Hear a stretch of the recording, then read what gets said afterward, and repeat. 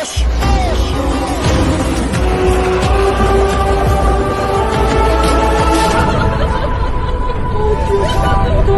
my God!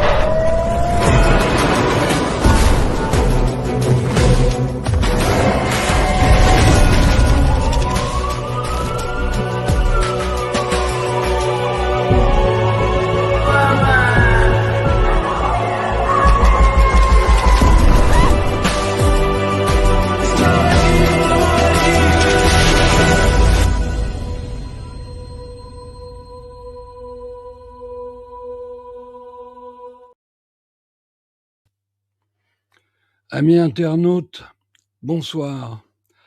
Alors ce soir, je sais que vous étiez nombreux à attendre la venue d'Alain Soral dans l'émission que nous avions prévue pour ce soir 20h avec Claude Janvier et Fawzi Mabouli. Mais un empêchement, une contrainte de dernière minute empêche Alain d'être présent au cours de cette émission. Et bien évidemment, nous vous prions de nous en excuser. L'émission est juste reportée. Vous savez que la vie d'Alain en ce moment n'est pas très simple. Donc, il lutte pour améliorer son sort qui n'est pas facile.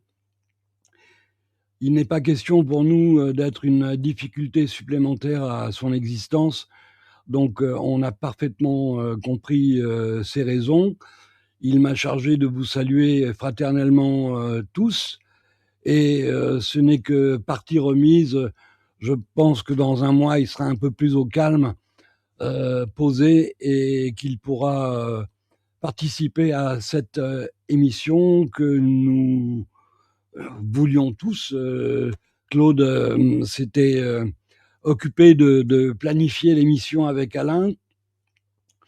J'en ai été informé 48 heures ou peu de temps avant. Claude m'a appelé en me disant écoute, on reçoit Alain le samedi 30. Et je lui ai dit bon ben très bien, ça me réjouit parce que on va avoir beaucoup de choses à se dire. Mais avant toute autre chose, je veux pour une fois prendre le temps de vous saluer tous personnellement, parce que comme je vous l'ai écrit à plusieurs reprises dans le chat, quand je suis en régie pour piloter les émissions de mes confrères chroniqueurs, je suis obligé d'être attentif et concentré. Alors même si je vois vos salutations passer, je ne peux pas malheureusement y répondre par écrit immédiatement la plupart du temps, et encore une fois je vous prie de m'en excuser, mais ce soir je suis content de saluer le doc Loridan qui est en pause. Le doc qu'on salue et qu'on embrasse parce que il a pu reprendre son activité de chirurgien. Vous savez, le sort qui lui a été imposé à lui aussi pendant la période Covid. Donc, il retrouve maintenant, si on peut dire, le droit de pouvoir exercer à nouveau sa profession, ce qui est quand même paradoxal quand on sait que nos hôpitaux ont un cruel besoin de médecins, et de médecins du calibre du doc Loridan, un médecin d'Hippocrate, un médecin à l'ancienne. Donc voilà, lui confier votre santé et votre vie, la plupart du temps, ce n'est pas faire un pari risqué, parce que vous avez là un homme d'une qualité rare. Alors je le salue et je l'embrasse et je lui souhaite bien du courage. Je sais qu'il a déjà commencé à sauver des vies. Et puis vous tous, Sam, Caroline, merci à vous deux d'être les fidèles modératrices de cette émission, ce qui nous permet à nous de nous concentrer sur le contenu. Et bien évidemment, vous êtes aussi pour nous qui avons la chance de vous avoir, deux perles rares, parce que vous n'êtes pas simplement des modératrices, vous êtes aussi des personnes qui participent au débat, à la réflexion collective. Vos commentaires sont très souvent judicieux, toujours très à propos, et suscitent bien évidemment la réflexion collective, et je voulais vous en remercier personnellement pour ça ce soir. Je salue Roger, le fidèle Roger qui est là régulièrement sur la chaîne. Content de te voir, Roger. J'espère que tout va bien. Claire, Humanity, Laurent Watteau, Strategica, Nono Benji, Ludwig, Ludwig. Et il y a aussi JL, je crois, Catherine. Bonsoir Catherine, content que tu sois là. Virginie. Comment il s'appelle? Ah oui, JL. JL, c'est un participant au chat qui me provoque des crises de rire par moment. C'est incroyable parce qu'il a un humour à froid, mais je me surprends moi à éclater de rire en le lisant. Je me réjouis finalement du type d'audience que cette chaîne a, parce que vraiment à 99,9%, vous êtes tous des gens bienveillants, avec une conscience vivante. Donc c'est rassurant. Et c'est ce qui permet effectivement d'avoir plaisir à se retrouver, parce que même moi, je découvre en vous côtoyant tous les jours, puisque j'assure la régie de toutes les émissions de la chaîne. En vous lisant, je me dis finalement, il y a de quoi être optimiste, parce qu'il y a des gens qui savent encore où est le bien, où est le mal, qui ont cette capacité à dire les choses, à dire non au mal et oui au bien. Et je crois qu'une société humaine normale fonctionne comme ça. Arnaud, je te lis. Attends, la priorité, c'est que Alain Soral s'occupe de lui. Il reviendra bientôt avec encore plus de choses à nous dire. Ne vous inquiétez pas, cher Eric. Merci Arnaud.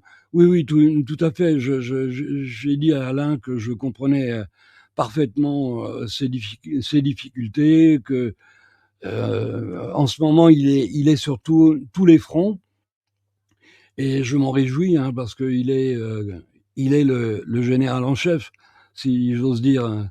Si le général en chef se repose, les troupes dorment. Donc je me réjouis qu'il soit toujours vivant. Mais c'est vrai qu'il est en train de régler des problèmes d'ordre domestique, et ce n'est jamais simple quand on est en exil. Bon, si vous le comprenez, c'est tout ce qui m'importe, parce que moi j'ai dit à Alain qu'évidemment ça posait absolument aucun problème qu'on décale l'émission, et qu'on ne serait pas un souci supplémentaire dans sa vie quotidienne. Il y a des choses plus importantes que la télé ou les émissions, et sincèrement, voilà, il faut lui foutre un peu la paix, chose que je vais faire et qu'on va faire le temps qu'il arrange ses affaires et qu'il puisse avoir au moins une connexion correcte. Voilà. J'essaye de vous lire là en diagonale très vite. Bon, en tout cas, j'ai voulu profiter de l'occasion pour vous proposer un sujet sur lequel on pourrait méditer tous ensemble ce soir. Vous savez, dans l'équipe, on a des chroniqueurs que j'appelle les bons élèves de la classe. On a Jackie Cassou et Raphaël Berland, qui sont deux élèves appliqués, qui préparent leurs émissions, qui travaillent, qui font les choses comme on doit les faire. Moi, ce soir, je dois vous dire la vérité, j'ai pas eu le temps de préparer l'émission. J'avais un certain nombre de séquences vidéo à vous montrer, parce qu'une image vaut 1000 mots, et que tout ce que j'ai à vous dire sur des sujets aussi variés que l'état de notre pays, mais aussi l'état de notre justice, l'état du Moyen-Orient, l'état de l'Ukraine, l'état du monde, en règle générale, ne peut pas nous rendre très optimistes. Mais en même temps, on a besoin de cerner les causes de cette maladie, et certaines images y contribuent bien plus que les mots. Alors, juste après, on va démarrer ça. Mais je voulais d'abord vous dire qu'évidemment, ce soir, c'est une émission informelle dans laquelle je vous propose de réfléchir ensemble et puis de nourrir le débat par vos remarques dans le chat, parce que bien évidemment, d'abord, je suis sûr que je ne suis pas le seul à faire un constat tragique du monde. Je me souviens, mon fils m'a dit: «Papa, mais tu vois trop les choses en noir». Tu comprends, au moment où je lui disais: «Mon fils, surtout pas de vaccin. On ne peut pas faire confiance à des gens qui ont été multicondamnés par la justice je ne sais combien de fois. Tu vas pas faire confiance à l'industrie pharmaceutique qui a un casier judiciaire long comme une ligne SNCF». Bon, j'ai réussi à le convaincre de ne pas se faire injecter ce poison, mais quand même, cette remarque m'est restée en mémoire, parce que, bien évidemment, je ne vois pas tout en noir, et heureusement, parce que sinon je me flinguerais. Tout à l'heure, avant de démarrer l'émission, j'étais sur ma terrasse en train de fumer ma dernière cigarette de la soirée avant de démarrer l'émission. Je regardais les hirondelles, je regardais les pigeons, je regardais ce verre, je regardais cette vie, et je disais finalement, le monde que Dieu a créé pour nous, c'est un monde où la vie est partout, et la vie est belle. Et si on n'en prend pas conscience, on la néglige. Et la négliger, c'est prendre le risque de voir passer la vie. Déjà, elle passe à la vitesse de la lumière, comme un souffle. Je me retrouve, moi, à l'âge que j'ai, alors que dans ma tête et dans mon cœur, j'ai encore 15 ans, j'ai encore 20 ans. J'ai encore l'espoir d'un monde meilleur, j'ai encore l'espoir de plus de fraternité, de paix, de justice. Et je me dis que c'est un peu le devoir de chaque être humain à participer à ce travail-là, à veiller à ce qu'il y ait plus de justice, plus de paix, plus d'harmonie, plus de vérité. Et c'est parce que il existe des gens qui font ce travail au quotidien que le mal ne parvient pas à vaincre le bien. Parce que Dieu, dans sa grande bonté, il a prévu naturellement que le mal ne puisse pas l'emporter sur le bien. Et c'est ce qui devrait nous rendre tous optimistes, malgré les épreuves que nous traversons tous. Il y a de quoi, franchement, quand on regarde l'actualité, il y a des jours où il y a de quoi se tirer les cheveux. On se dit: mais c'est quoi ce monde de dingue? Qu'est-ce que je fous là? Filez-moi une planète de rechange, que je me casse. Parce qu'on en est là. Ce monde est devenu irrespirable, invivable. Mais surtout pour les plus faibles et pour les plus pauvres d'entre nous. Et c'est là que réside l'injustice majeure, l'injustice que nous ne pouvons pas laisser passer. Parce que si nous acceptons que les plus pauvres, les plus faibles, soient les victimes des plus forts, c'est que nous avons perdu. non seulement notre libre arbitre, non seulement notre capacité à s'opposer au mal, parce que naturellement, l'homme, l'être humain s'oppose au mal. C'est ça le mouvement naturel des choses. Ceux qui font l'inverse, ce sont des gens qui sont capables de se mentir à eux-mêmes et donc de mentir aux autres. Mais Dieu, dans sa grande bonté, comme je le disais, a prévu que le mal ne puisse pas l'emporter sur le bien. Et si le mal ne peut pas l'emporter sur le bien, c'est justement parce qu'il y a des consciences actives, des consciences qui sont capables de dire non, ça ne peut pas être fait en mon nom, je refuse de cautionner une telle injustice. Alors ce soir, en parlant d'injustice, on va commencer par la plus grande d'entre elles, c'est la mort. Tal Schaller m'avait dit un jour, d'ailleurs, il me l'a dit à plusieurs reprises parce que on évoquait la mort et on se demandait l'un et l'autre, est-ce que tu penses à la mort, toi? Et moi, évidemment, j'y pense à la mort. C'est pas quelque chose que j'envisage avec le sourire, avec optimisme. J'ai pas de raison d'être inquiet. Grâce à Dieu, j'ai pu mener ma vie sans faire trop de mal aux gens. J'ai plutôt essayé de faire le bien que le mal, justement parce que quand on fait le bien, on se fait plus d'amis que d'ennemis. Et la règle d'or, c'est celle-là. Apprendre que donner, c'est quelquefois plus précieux que recevoir parce que on ne se fait du bien qu'à eux-mêmes, qu'à nous-mêmes en agissant comme ça. Alors ce soir, je voulais commencer par rendre un hommage à un homme juste, quelqu'un que vous connaissez, que nous connaissons tous. Il y a des hommes qui comptent dans nos existences, des gens qui nous marquent par leurs réflexions, par leurs pensées, par leurs écrits, par leurs actes. Et Edgar Morin faisait partie de ces hommes-là. Alors ce soir, j'ai envie de lui rendre un hommage parce qu'il est mort hier. À 104 ans, Dieu a été bon avec lui. Il lui a accordé un long temps de vie. Et sincèrement, il le méritait parce que c'était un homme juste et c'était un homme bon.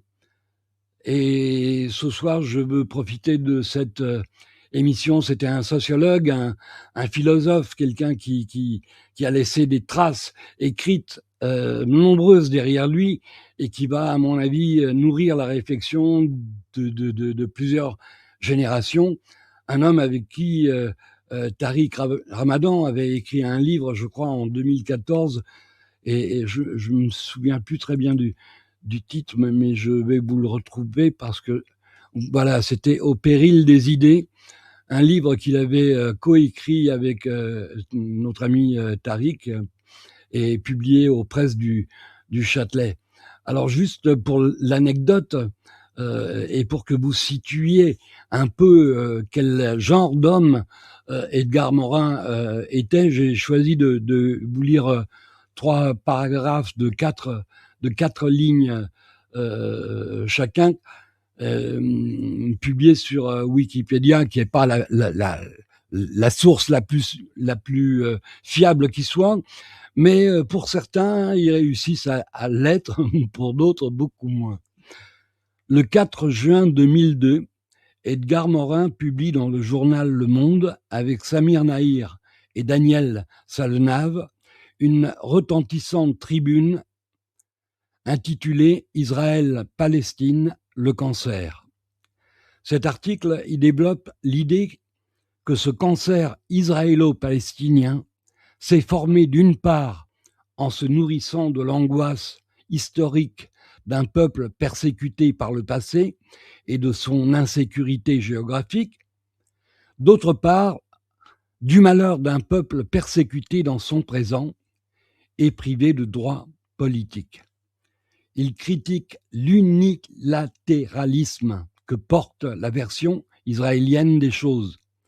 Pour lui, c'est la conscience d'avoir été victime qui permet à Israël de devenir oppresseur du peuple palestinien.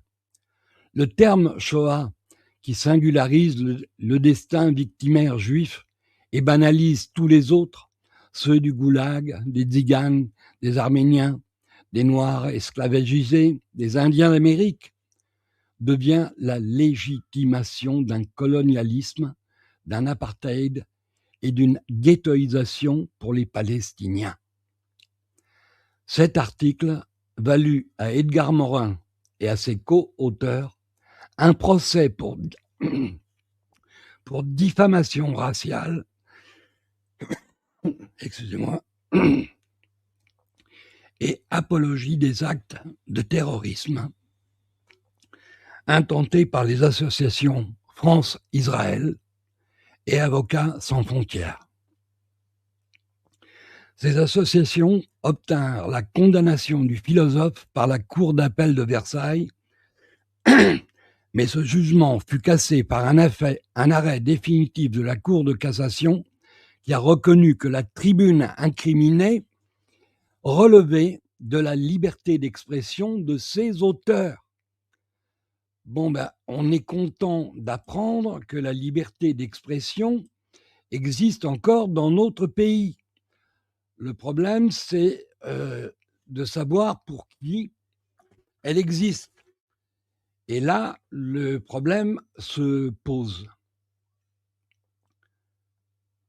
Alors, je veux vous parler de Tariq encore un peu et d'une célébrité de la chanson que vous connaissez tous.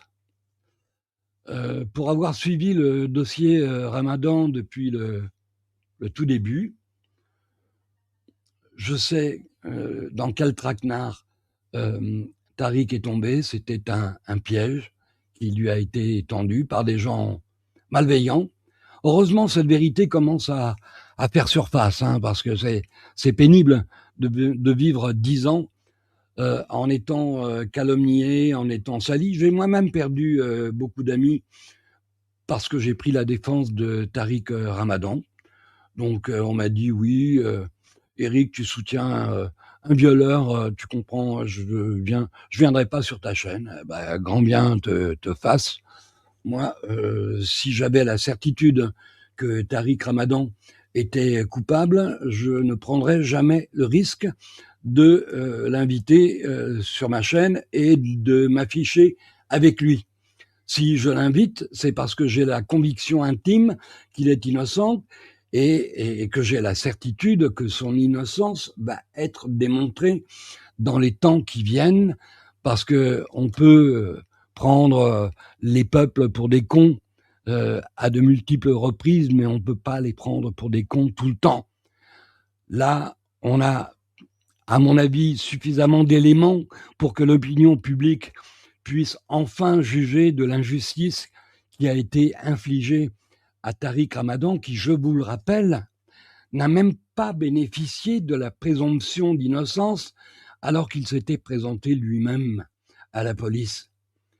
Par contre, sur la base de 3 témoignages, on lui a fait un faux procès, un procès indigne d'un pays qui se prétend civilisé.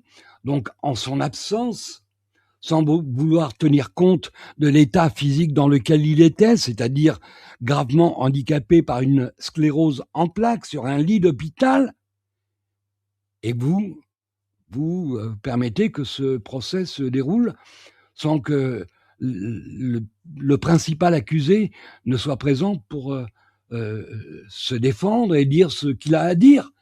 C'est quoi cette justice? Donc déjà, on a une nouvelle preuve, parce que s'il en fallait d'autres, un de ces jours, je ferai une émission sur toutes les injustices de ce siècle dans notre pays. Vous finirez par vous dire légitimement que dans notre pays, la justice n'existe pas. Par contre, il y en a un pour qui la justice semble se mettre aux abonnés absents, c'est lui là. Lui, j'ai même pas besoin de prononcer son nom, vous le connaissez, c'est un chanteur célèbre, une grande star, paraît-il. Alors moi, je dois vous dire que, à titre, une parenthèse tout à fait personnelle, hein, à titre sur le plan musical, je trouve que le talent de Patrick Bruel est largement surestimé. C'est un fabricant de guimauve qu'on a starisé parce que évidemment on a tout un système qui lui est favorable, qui est implanté là. Et vous savez comment on fabrique les produits de grande consommation, comment on fabrique les stars, comment on fabrique les grands journalistes, les grands philosophes. En parlant de grands philosophes, je vais vous en montrer un. Celui-là, il est capable de dire qu'il n'y a pas de génocide à Gaza. Un philosophe, un intellectuel, qui a la particularité gênante quand même de se prétendre les talons or de la morale, alors qu'il a couché avec la femme de son père. Moi, à sa place, je me ferais tout petit, je me planquerais, je n'oserais pas apparaître sur un plateau de télévision. Mais ce type-là, du haut de son arrogance et de sa puissance, et compte tenu du fait que nous ne sommes qu'un peuple constitué de bétail, au fond, il aurait tort de se gêner. Il doit se dire, mais quoi, je vais me gêner, moi, d'aller sur CNews ou BFM parce que un peuple de blaireaux goyim me regarde, mais qui sont-ils pour me juger, moi, le fils d'Adam? Donc, aujourd'hui, on constate que entre cet individu-là et celui-là, on lui accorde la présomption d'innocence. J'ai entendu Aurore Berger, bon, qui elle aussi fait partie de la même communauté, dire oui, par respect pour les victimes et pour la présomption d'innocence dont bénéficie notre ami. J'aurais voulu l'entendre pour Tariq Ramadan. Alors c'est vrai qu'il y en a un qui s'appelle Tariq Ramadan, l'autre il s'appelle Benguigui. Ils n'ont pas, aux yeux de ceux qui dirigent le monde, la même valeur. Et ça, c'est une injustice. Ça, c'est une injustice suprême sur laquelle nous ne pouvons pas rester silencieux et indifférents. Parce que ça, c'est la preuve qu'en fonction de ton origine, en fonction de la couleur de ta peau, si tu es basané, si tu as un nom à consonance arabe, eh bien, tu ne bénéficies pas du même traitement que celui qui s'appelle Benguigui. Alors moi, je le dis, la France est un pays où on étouffe. La France est un pays où même les Français, nous, les nationaux, sommes devenus des Palestiniens dans notre propre pays. La liberté d'expression, vous voulez qu'on en parle de la liberté d'expression? Est-ce qu'on en parle de la liberté d'expression? La liberté d'expression, elle va être encore plus réduite à néant si la loi Yadan passe. Parce que là, ils ont réussi à l'écarter une première fois, mais ils vont revenir à la charge au mois de juin, paraît-il.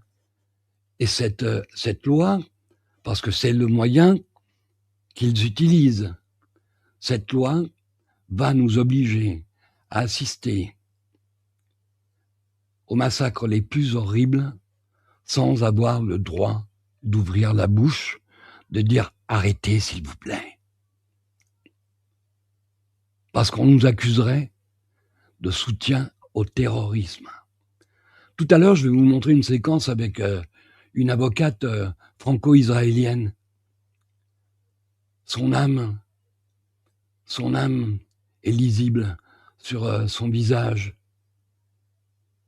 Et ces mots sont d'une cruauté, d'une atrocité. On se demande si on appartient à la même humanité. Qu'une femme soit capable de tenir de tels propos vis-à-vis des Palestiniens. Mais elle pourrait tenir ces propos vis-à-vis de n'importe quel autre peuple de la Terre. Le fait qu'elle tienne ces propos démontre que nous n'appartenons pas à la même humanité. Parce que personne ne peut vouloir le massacre de femmes et d'enfants innocents. Alors, je vais vous faire entendre encore deux petites séquences. Une où Tariq Ramadan dit un peu ce qu'il a sur le cœur, c'est très court, ça dure moins de 30 secondes. Et puis une autre où on nous révèle les vraies origines de Caroline Fourest, une de celles qui étaient les plus acharnées dans la destruction de Tariq Ramadan. Aujourd'hui, on va comprendre pourquoi. Alors pour certains, ce ne sera pas une surprise, mais pour d'autres, ça expliquera pas mal de choses. Allons-y. Tac, c'est pas parce que je m'appelle Tariq Ramadan, c'est ce que je représente. Est-ce que je représente aujourd'hui ce que je représentais en Europe? Est-ce que je représentais en Occident? C'est quelqu'un qui disait les choses de façon extrêmement claire. Nous, on est des Occidentaux de confession musulmane et on n'a pas à s'en excuser. Donc, je revendiquais un discours par rapport à ça. Et à côté de ceci, je revendiquais aussi le fait d'avoir une origine. Et mon origine, quelle est-elle? Je suis basané de peau, africain de culture, et je défendrai le droit des peuples africains à leur liberté. Et que ça veut dire ceci, qu'il faut tenir un discours qui soit un discours anticolonial, à tous les niveaux, et un discours de revendication. Et que de ce point de vue, ce que je demande aux gens qui nous entendent, c'est de comprendre une chose, parce que beaucoup savent qu'il y a quelque chose qui n'était pas net dans cette affaire-là. Mais maintenant, c'est pas que c'est pas net, maintenant c'est clair. C'est scientifiquement prouvé que tout ça, c'est un piège. Mais il faut pas s'arrêter là. Il faut en tirer des enseignements. Quand aujourd'hui, des leaders intellectuels sont attaqués pour ce qu'ils représentent, eh bien, de ce point de vue, il faut effectivement que les gens qui les écoutent soient un tout petit peu éveillés pour qu'ils ne tombent pas dans le piège. Absolument. Alors ça, c'est une mise au point que je veux faire. En règle générale, Tariq a plus de soutien que d'opposants. Et les opposants, on les sent venir à des kilomètres. Hein. On sait pourquoi ils sont là. Et on les connaît, les uns et les autres. On a l'âge pour ça, on a la bouteille, on a l'expérience. Beaucoup de gens dans la dissidence, enfin beaucoup, non, peu de gens, quelques personnes, restent coincés sur l'image de Tariq Ramadan qui a été donnée par les médias mainstream, tout en se prétendant de la dissidence. Alors, moi, je ne sais pas de quelle dissidence on parle, mais moi, les médias mainstream, il n'y a pas un mot auquel je crois. Je sais quelle est leur fonction, je sais quel est leur rôle, je sais que la vérité est loin des médias mainstream. La logique des médias mainstream, c'est surtout pas la vérité, c'est l'argent et l'influence. D'ailleurs, à ce propos, les plus anciens d'entre vous se souviennent peut-être d'une émission qu'Elisabeth Lévy animait sur une chaîne de radio du service public. Je me souviens du nom de l'émission parce que je me suis dit, elle sait qui détient le vrai pouvoir. Et en fait, son émission s'appelait Premier pouvoir. Parce qu'effectivement, les médias ont le pouvoir d'encenser quelqu'un, de le porter au nu, d'en faire une star comme le chanteur de Guimauve. Mais ils ont aussi cette possibilité de détruire des vies, des réputations, des familles.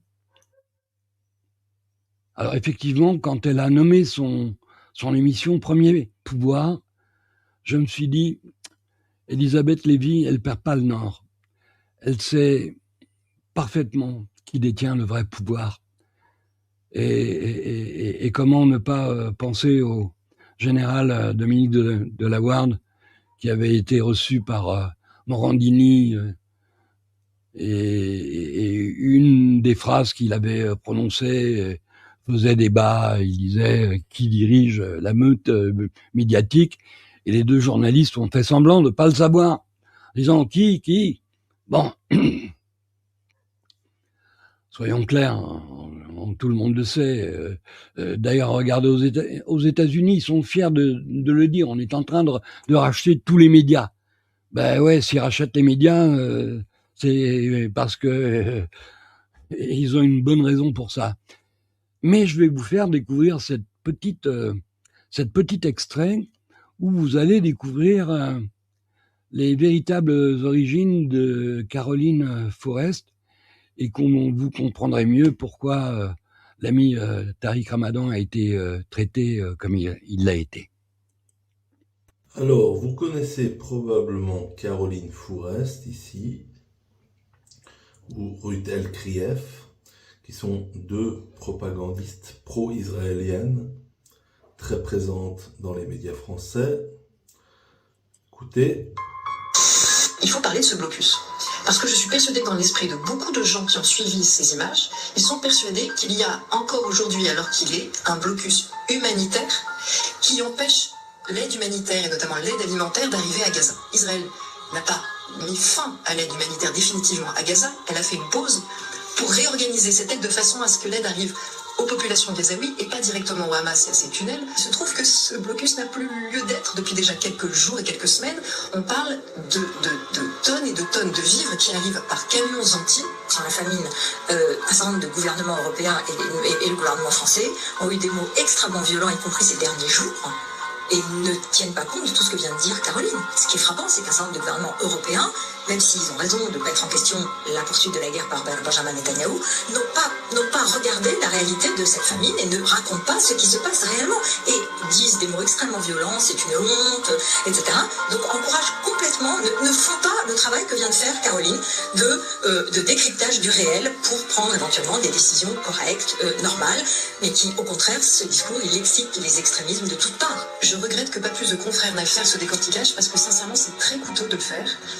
Vous êtes immédiatement renvoyé une insensibilité vis-à-vis de ce qui se passe et de ce qui est grave, et que les gens de bonne volonté se renseignent là où ils peuvent, puisque l'information doit passer mieux et être mieux partagée, pour ne pas être manipulée. C'est trop grave. Ces sujets sont trop graves.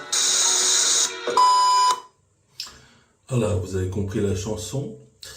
Et ce qui est intéressant, c'est que je suis tombé sur une vidéo où Tariq Ramadan dévoile les origines de Caroline Forrest et explique les raisons de son acharnement. Voilà. Mais ce qu'on ne sait pas, c'est que c'est pas son vrai nom. Elle ne s'appelle pas Forrest. Son vrai nom, c'est Abraham. C'est qu'en fait, Caroline Forrest, elle se présente comme anti-extrême droite. Mais pourquoi anti-extrême droite à l'époque? Parce que l'extrême droite, c'est l'expression de l'antisémitisme. Et c'est une position qui était à l'époque assez critique par rapport à Israël. Premier élément. Deuxième élément, elle est féministe. Mais ce qu'on ne sait pas, c'est que c'est pas son vrai nom. Elle ne s'appelle pas Forrest. Son vrai nom, c'est Abraham. Elle vient d'Égypte. Une famille qui est une famille militante sioniste d'Égypte. Et qu'en fait, dès ce moment-là, elle fait partie de ce qu'on sait aujourd'hui être une école de formation qui s'appelle le Hasbara. Le Hasbara, ou Hasbara, comme ils le disent en hébreu, c'est c'est une école de propagande, en fait. Et donc, elle a avancé masquée dès le départ, en fait. Dès le départ jusqu'à aujourd'hui. Maintenant, on sait ses liens. Elle n'a jamais été vraiment de gauche. Elle s'est dite de gauche. Et puis, en même temps, je dis, mais cet acharnement fait qu'à un moment donné, quand plus tard j'interviens dans une émission chez Ruquier, je lui dis, mais elle associe trois choses, c'est-à-dire l'idée que le religieux va être forcément anti-homosexualité, puisqu'elle s'en revendique. La deuxième des choses, c'est que c'est la laïcité dont elle se revendique et qu'elle utilise la laïcité. Et la troisième des choses, c'est ma critique de l'État d'Israël. Alors ça, c'est intéressant. Je m'étais jamais penché sur la généalogie de Caroline Fourest ou ses origines familiales, mais on va le faire maintenant. Alors, tout d'abord, voici un article du Monde qui date de 2006 et qui nous indique que le père de Caroline Fourest était négociant en vin et que sa mère est antiquaire. Je vous mettrai les liens en description, de toute façon, mais ici, la médiathèque Fourest Caroline, née en 1975. Caroline Fourest est née Guillemot, d'un père marchand de vin et d'une mère antiquaire dont elle porte le nom de jeune fille. Elle a grandi dans la bonne bourgeoisie provinciale. Donc, elle est née Guillemot et plus tard, elle a pris le nom de sa mère, Fourest. Mais alors, qui est cette famille Guillemot? Et ici, j'ai trouvé un article de l'Écho républicain qui date de 2012, où un certain Jean-Claude Guillemot s'étale sur ses déboires financiers. Il avait une entreprise, il a tout perdu. Et ce Jean-Claude Guillemot, qui est peut-être décédé maintenant, mais il est né je pense en 1942, s'il avait 70 ans en 2012. Ce n'est probablement pas le père de Caroline Fourest, mais son oncle. Mais ce brave Jean-Claude Guillemot a eu la bonne idée de poster son profil sur Généanet. Et ce qu'on apprend est très intéressant. Sa mère s'appelait Simone Paulette Abraham, née le 11 février 1910 en Égypte. Décédée le 30 janvier 1978 à Aix-en-Provence. Alors effectivement, Caroline Fourest a grandi à Aix-en-Provence. Elle a étudié là-bas. Donc cette Simone Paulette Abraham a eu 4 enfants. Alain Guillemot, Jean-Claude Guillemot, Jacqueline Guillemot et Henri Guillemot. Alors, je ne sais pas qui est le père de Caroline, peut-être Henri, mais cette Paulette Abraham a eu 3 fils et une fille. Et le père de Simone Abraham s'appelait Adolphe Fernand Abraham. C'est l'arrière-grand-père de Caroline Fourest. Et cet Adolphe Fernand Abraham, oui, Adolphe était un prénom assez courant à la fin du 19e siècle, est né à Campinas, près de Sao Paulo, au Brésil. Et ensuite, il a déménagé au Caire. Or, il faut savoir que Campinas, c'est le cœur le cœur historique et scientifique de l'industrie sucrière au Brésil. Donc, Je pense que c'est une famille qui est liée à l'industrie sucrière. L'arrière-grand-père de Caroline a déménagé du Brésil en Égypte. Alors faites vos recherches aussi, moi je vais aussi creuser un peu, mais à mon avis, les origines familiales de Caroline Guillemot Fourest Abraham ne sont pas étrangères au positionnement pro-israélien de cette dernière. Bonne journée à tous.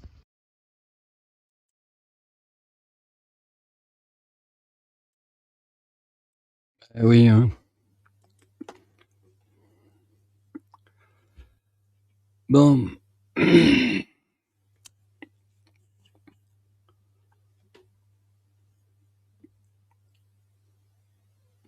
Ça confirme quand même ce qu'on était nombreux à supposer.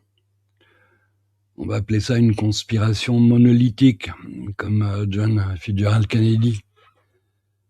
Mais pour que toutes ces choses soient possibles dans notre pays, c'est-à-dire que des gens peuvent se réunir pour conspirer contre d'autres gens et essayer de détruire leur existence, puisqu'il s'agit de ça, c'est que l'état de droit et l'état de la démocratie le permettent. Parce que dans un pays qui fonctionne, avec des règles, avec des lois, avec le droit, il y a des choses qui ne sont pas permises. Alors, nous, Français, malheureusement, comme on sait râler, mais on râle pas suffisamment fort pour empêcher que les choses ne se produisent. Donc, une fois qu'elles se sont produites, on n'est pas content. Et donc, on râle. Mais pour éviter que des problèmes se posent, déjà, il faudrait examiner la qualité de notre classe politique.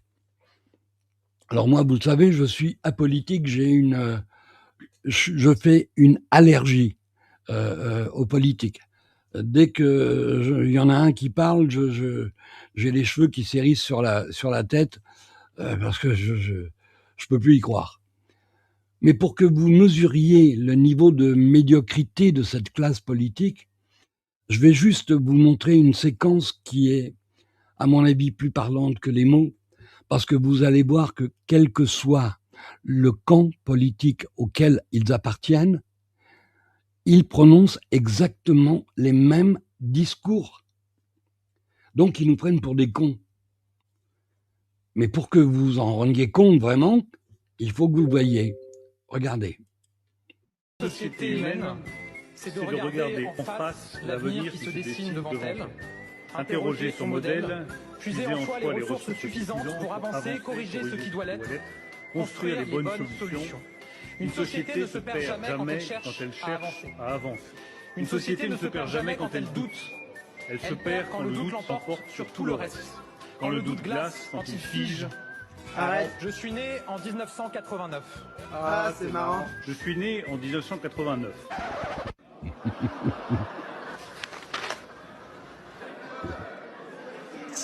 Allez-y, monsieur le ministre. Moi, non, mais allez-y.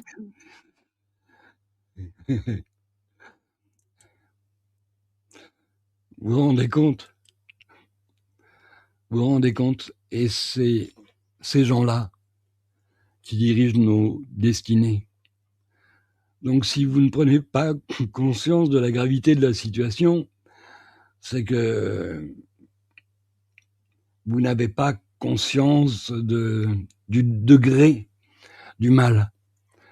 Mais ça, ces gens-là sont les responsables, parce que ce sont les petites mains de ceux qui sont derrière. Et c'est parce qu'on a des individus d'une telle médiocrité à la tête de notre État que nous sommes dans une situation, comme disait Attali, proche d'une zone en voie de développement. Quand nous aurons fini le travail, l'Europe ressemblera à une zone en voie de développement. On les voit agir. toutes les décisions de bon sens, toutes les décisions raisonnables sont écartées, et toutes les décisions les plus folles sont prises. Faire la guerre à la Russie, dépenser encore plus d'argent pour l'armement, négliger les écoles, les hôpitaux, les besoins fondamentaux du peuple, pour entraîner notre nation vers l'abîme. Parce que faire la guerre à la Russie, c'est exactement comme si on partait au suicide.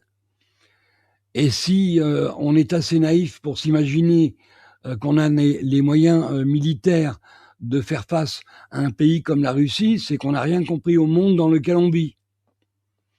Donc, au lieu de nous faire vivre en paix avec les Russes, nos dirigeants nous poussent à affronter la Russie. Au lieu de dire à Netanyahou, ce que vous faites n'est pas acceptable, on nous dit Israël a le droit de se défendre.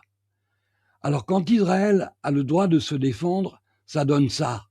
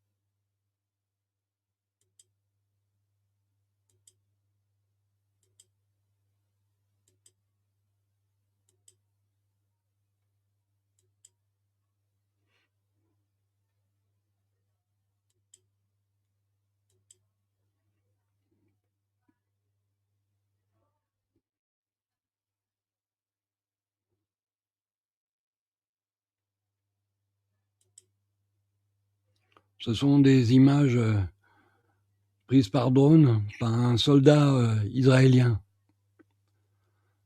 juste pour faire le tour du propriétaire, voir dans quel état il est.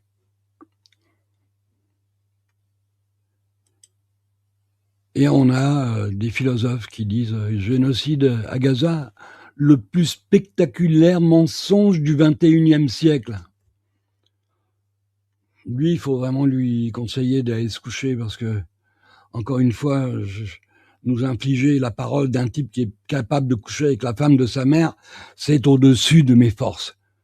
Avec la femme de son père, pardon, parce que chez eux, on s'y perd. Alors, il y a d'autres images que je voulais vous montrer. Accordez-moi juste le temps de les charger. Parce que tout à l'heure, je vous disais, je vous parlais d'une avocate franco-israélienne, type de fichier invalide. C'est quoi ce délire ?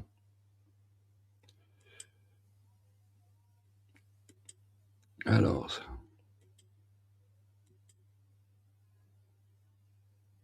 voilà. Alors, vous avez remarqué qu'en France, il est très difficile de soutenir les Palestiniens. Parce que soutenir les Palestiniens, c'est être considéré comme antisémite ou comme soutien du terrorisme. Ça, c'est aussi une injustice majeure face à laquelle nous ne pouvons pas rester indifférents. Si on a le droit de critiquer Dieu, on a le droit de critiquer Israël. Israël n'est pas au-dessus de Dieu. Et on a le droit de critiquer Israël sans être pour autant considéré comme antisémite. Parce que ce que nous critiquons, c'est la politique israélienne, pas les Juifs. On a dit déjà 10 fois sur cette antenne, si les Esquimaux se comportaient de cette manière, on dénoncerait les Esquimaux. Donc ça n'a rien à voir avec qui vous êtes. Ce n'est pas qui vous êtes qui est important, c'est ce que vous faites. Et ce que vous faites, tout le monde, le monde entier, l'ONU, les organismes humanitaires, les ONG, les plus grandes organisations pour les droits de l'homme, les plus grands juristes, tous disent c'est un génocide. Alors vous voulez pas l'entendre et vous voulez pas le comprendre, mais pourtant c'est un génocide. Par contre, à l'inverse, quand cette avocate franco-israélienne appelle à raser Gaza en disant qu'il n'y a pas de population innocente à Gaza, ça s'appelle de l'incitation au génocide. Là, il y a pas de problème. Là. Personne ne se lève pour protester. Applaudir le génocide des Palestiniens, c'est tout à fait légal dans notre pays. Mais le dénoncer fait de nous des ennemis de l'État, comme aux États-Unis, hein, ils en sont là. Alors écoutez ça, s'il vous plaît. D'appeler le ministre des Finances. Il n'existe pas de peuple palestinien.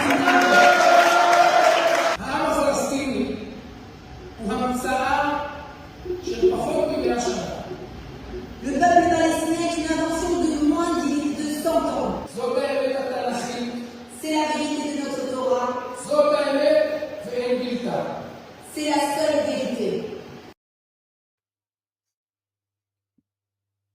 Est-ce que pour vous, innocente à Gaza. La population gazaoui a augmenté depuis le début de la guerre. Lili Kepfer-Naouri, visée par des mandats d'amener pour des faits qualifiés de complicité, de génocide, suite à leur participation et soutien à des blocages d'acheminement d'aide humanitaire vers Gaza. On parle de génocide, de complicité, de génocide. Qu'est-ce que vous ressentez, quand vous entendez ce mot qui est collé à votre nom? Vous pensez bien que ça ne me fait ni chaud ni froid. Il n'y a jamais eu de génocide à Gaza. La population gazaoui a augmenté depuis le début de la guerre. Il n'y a jamais eu aucun génocide. Il n'y a pas de véritable frontière. Gaza est juive, Gaza est nôtre et nous devons de nouveau la libérer et nous y implanter. Chaque cœur juif aujourd'hui crie vengeance. Alors, je constate qu'il y a encore des imprimeries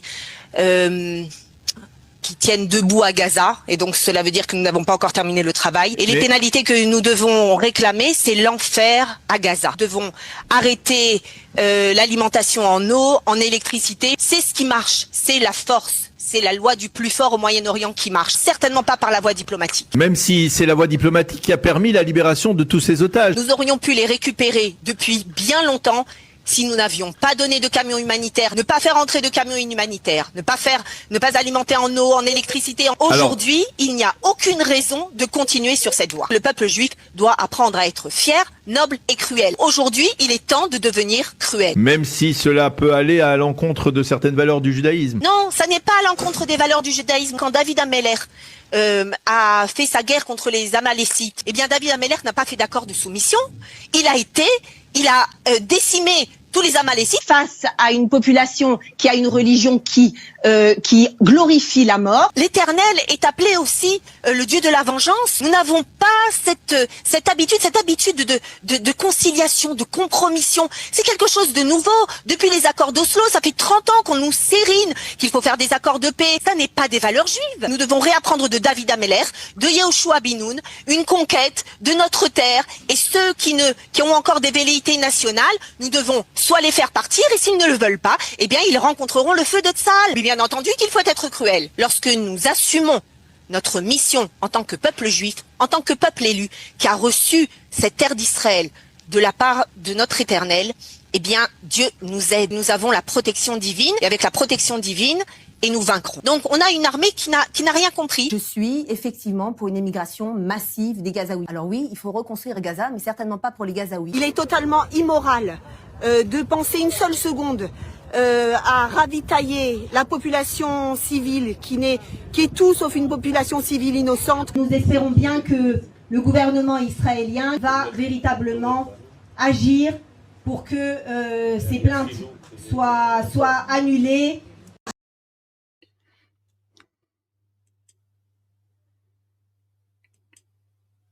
Moi, quand j'entends ça, j'ai peur. Parce que cette femme, elle a toutes les qualités, entre guillemets, pour être ministre, donc pour accéder au pouvoir.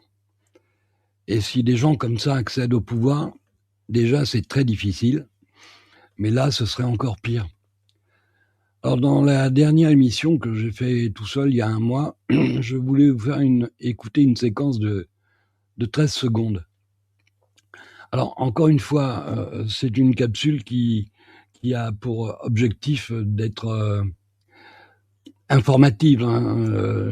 Nous ne poussons à la violence contre personne et nous ne poussons à la haine contre personne parce que de toute façon, comme je le dis toujours, les premières victimes du sionisme, ce sont les juifs eux-mêmes, parce que les sionistes conduisent le peuple juif vers l'abîme.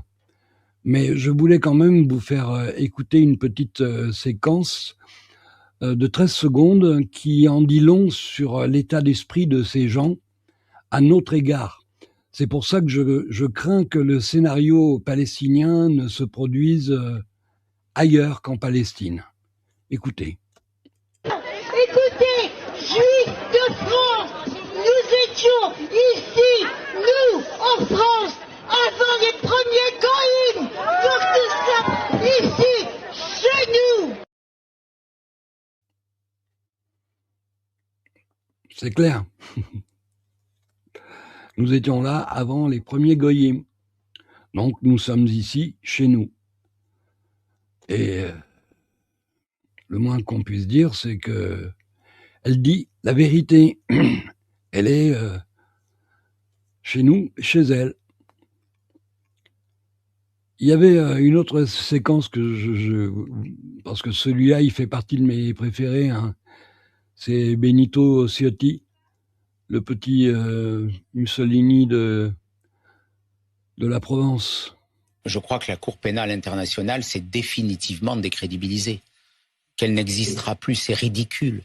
Mettre en accusation le Premier ministre d'un État démocratique qui se défend de la pire attaque terroriste qui n'ait jamais eu lieu. 1200 morts le 7 octobre, des femmes violées, des enfants décapités. Israël se défend, traque les terroristes, des terroristes lâches qui se cachent sous des tunnels. Bon, on ne gagne pas les élections par hasard. Et puis celui-là aussi était intéressant. Je trouve que mettre sur le même plan les gouvernants d'un gouvernement démocratique et des terroristes qui ont assassiné, c'est une comparaison que je trouve outrageuse et outrageante. Attention à ce que ne se retrouvent pas sur le même banc ceux qui sont les responsables d'assassinats et ceux qui ont été les victimes. C'est ma conception, en tous les cas, de la justice, dont je ne souhaite pas qu'elle s'égare. אני חושב שמה שעשה התובע הכללי של בית הדין בהאג זה בושה וחרפה. להשוות בין מנהיגי מדינת ישראל, מדינה דמוקרטית, לארגון טרור שפל כמו החמאס, להשוות ההשוואה הזאת היא חרפה והיא בלתי מתקבלת על הדעת. שאני מצפה שממשלת צרפת תבהיר באופן ברור שאין מקום להשוואה הזאת. זה קשור למוסר ולתמיכה ולשותפות. Et puis la cerise sur le gâteau. Ce n'est pas une guerre entre les Israéliens et les Palestiniens. C'est une guerre menée par des terroristes contre une nation, un pays, une société, des valeurs démocratiques. Nous avons assuré Israël et son peuple de notre solidarité sans faille et de notre soutien dans sa réponse légitime aux actes terroristes. Israël a le droit de se défendre en éliminant les groupes terroristes, dont le Hamas, par des actions ciblées, mais en préservant les populations civiles, car c'est là le devoir des démocraties. Nous savons que la seule réponse au terrorisme, la seule possible, est toujours une réponse forte et juste.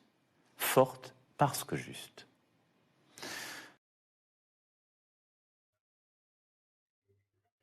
Voilà. Alors, évidemment, moi, quand j'entends des choses comme ça, je m'interroge sur notre moralité collective, parce que ces gens s'expriment en notre nom, et même si nous ne cautionnons pas, à l'intérieur de nous, on se dit ces gens sont indignes.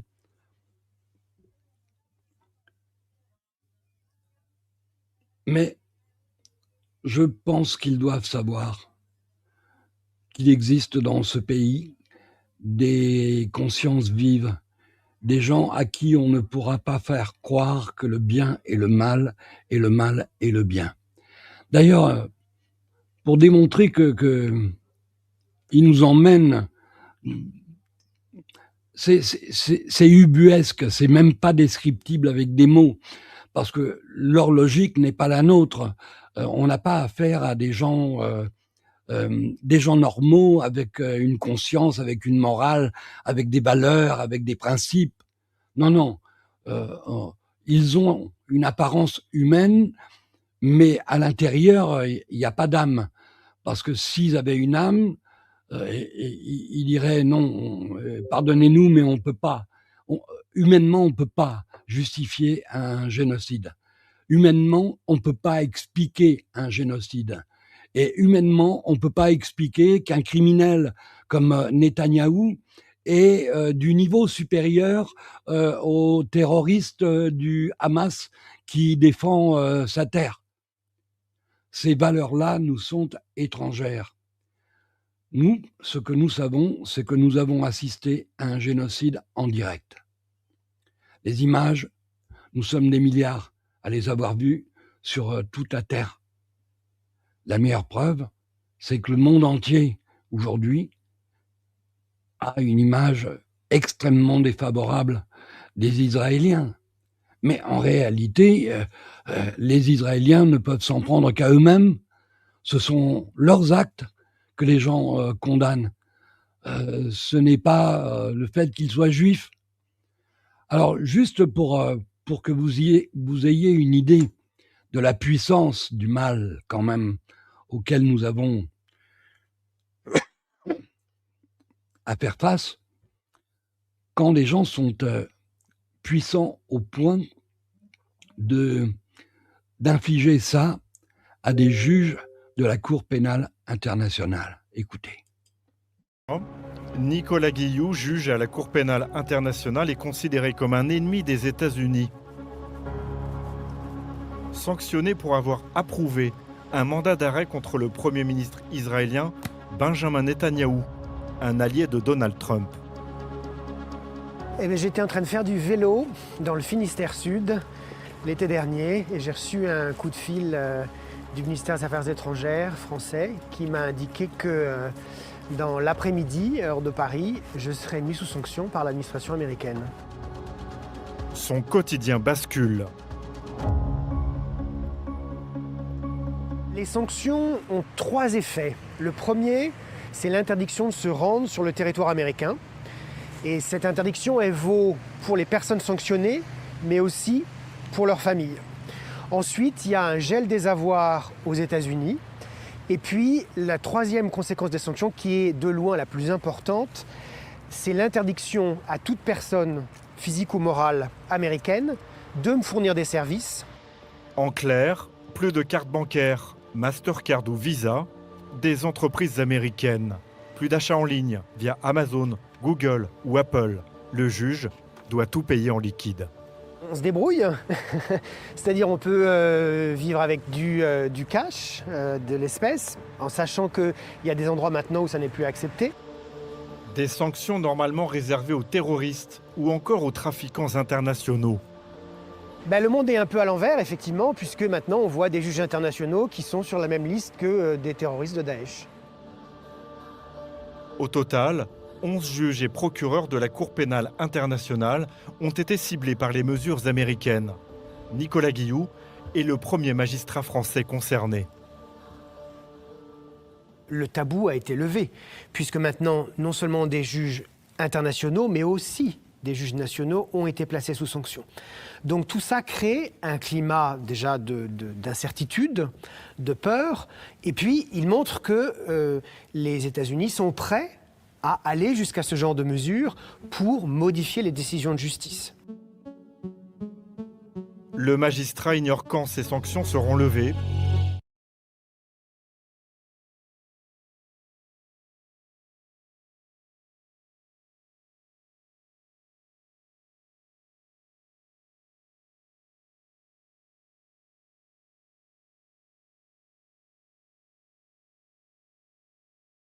Le micro est coupé. Oui, je disais que ça, c'est quand même très grave, qu'on en arrive à sanctionner un juge qui ne fait que son travail et que le gouvernement américain soit complice de ça. C'est bien la preuve que il n'y a pas d'état de droit, que le droit et la loi, c'est pour les faibles et jamais pour les puissants. Alors Israël tient la banque, les États-Unis sont le bras armé d'Israël, et tous deux fonctionnent en binôme, même si quand même dans la société américaine, des voix se lèvent, écoutez. Jésus-Christ ne soutient pas les génocides. Oui, je suis d'accord. Jésus-Christ ne soutient pas les génocides. Qui que ce soit qui crie ça depuis le noir. C'est assez facile, un principe assez simple. Mais vous soutenez le génocide à Gaza. Donc, ici, il y a un gars, laissez-moi juste dire ça. Non. Non seulement notre administration est celle qui a résolu le problème, mais le président... Non, vous ne l'avez pas réglé le problème, vous tuez des enfants. Excusez-moi, monsieur. En ce moment même, il y a plus d'aide humanitaire à Gaza qu'il n'y en a eu ces 5 dernières années. Je reconnais que beaucoup de jeunes électeurs n'aiment pas notre politique au Moyen-Orient.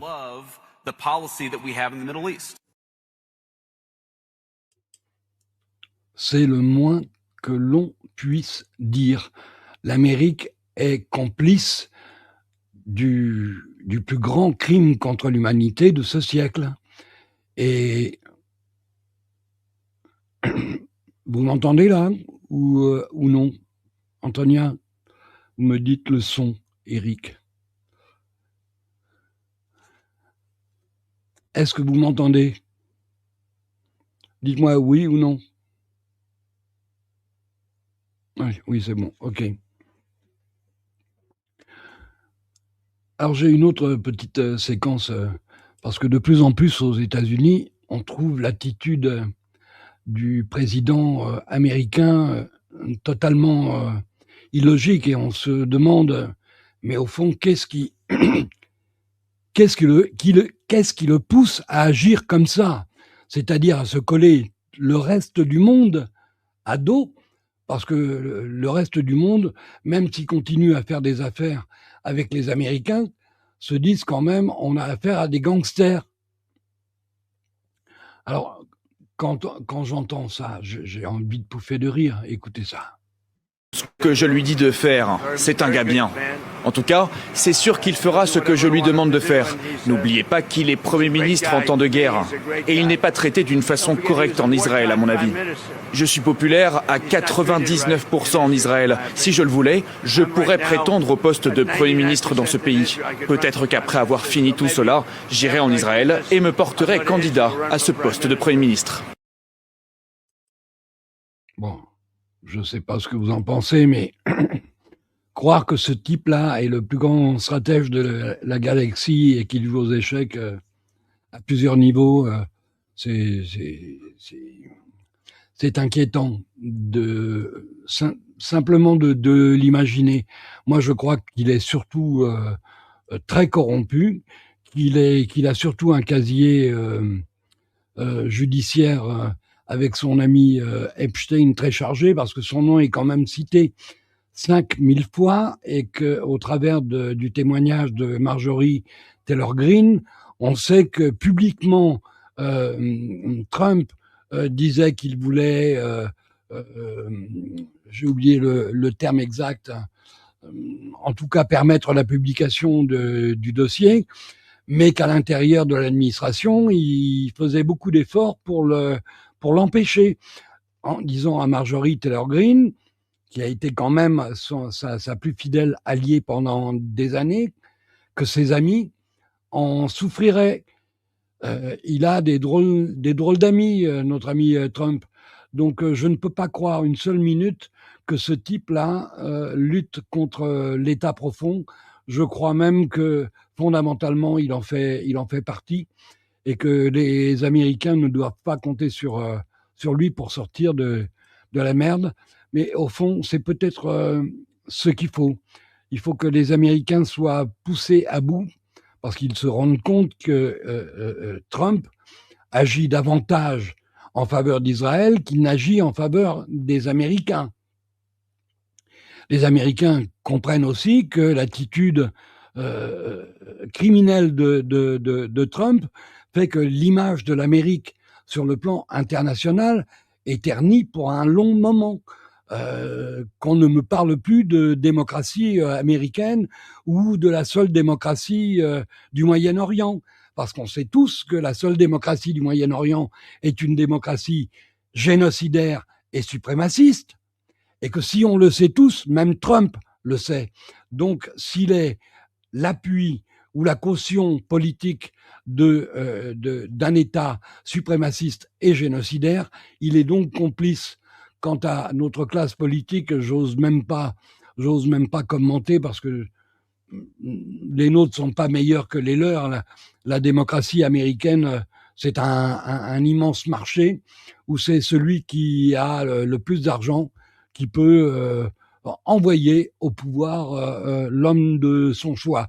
Donc c'est une démocratie de façade où les puissants ont tous les droits et les pauvres surtout le droit de croire que les élections servent à quelque chose.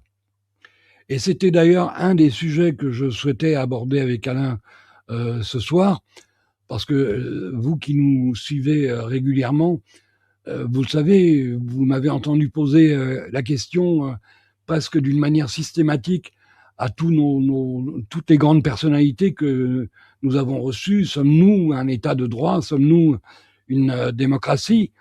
Et sincèrement, les statistiques sont écrasantes.